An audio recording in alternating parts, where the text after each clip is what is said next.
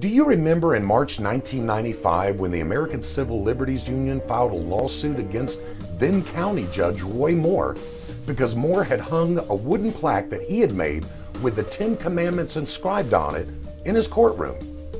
Hello, I'm Jerry Johnson, and I welcome you to another edition of Against the World.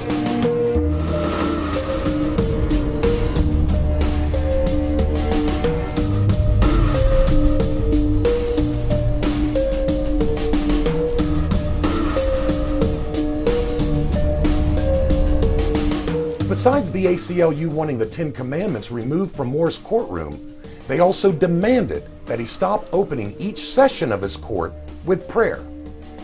In spite of Circuit Court Judge Charles Price's order to remove the plaque and forbidding Moore from praying before each session, which ironically is something that Congress does, Moore absolutely refused. It was even hinted, if I'm remembering the sequence of events correctly, that Judge Price had instructed the United States Marshals to enter Moore's courtroom and remove the plaque.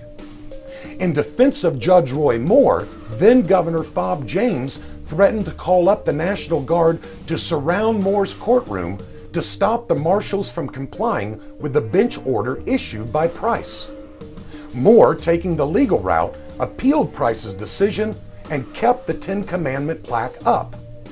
Days later, a sympathetic Alabama Supreme Court issued a temporary stay against Price's ruling. Now, the Alabama Supreme Court actually never ruled in the case, and in 1998 eventually threw it out for technical reasons.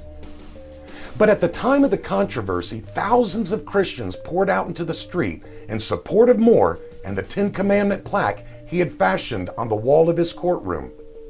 Many even swore that if Governor James did not dispatch the National Guard as he threatened to do, the citizens themselves would prevent the U.S. Marshals from removing the 10 Commandment plaque. Now, personally, I watched the excitement build every night. I was pretty much glued to the TV, sitting in my recliner.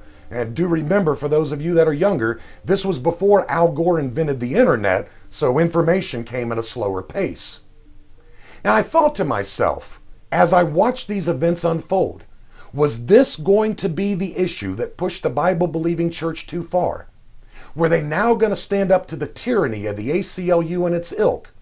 Or would they continue to be culturally irrelevant? Each day as the event unfolded, the crowd outside Moore's courtroom grew larger and larger.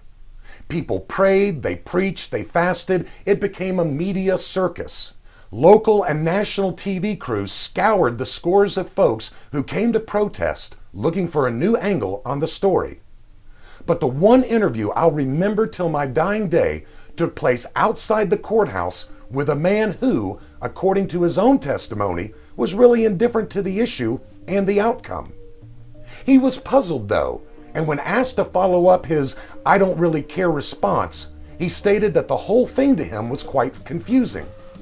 For you see, he said, why are these Christians so upset about the 10 Commandments being removed from a courthouse wall when it is quite evident that Christians removed the 10 Commandments from their church walls years ago? Ouch, I thought to myself. God still speaks through the mouth of a jackass. Until next time, this is Jerry Johnson standing contra mundum against the world.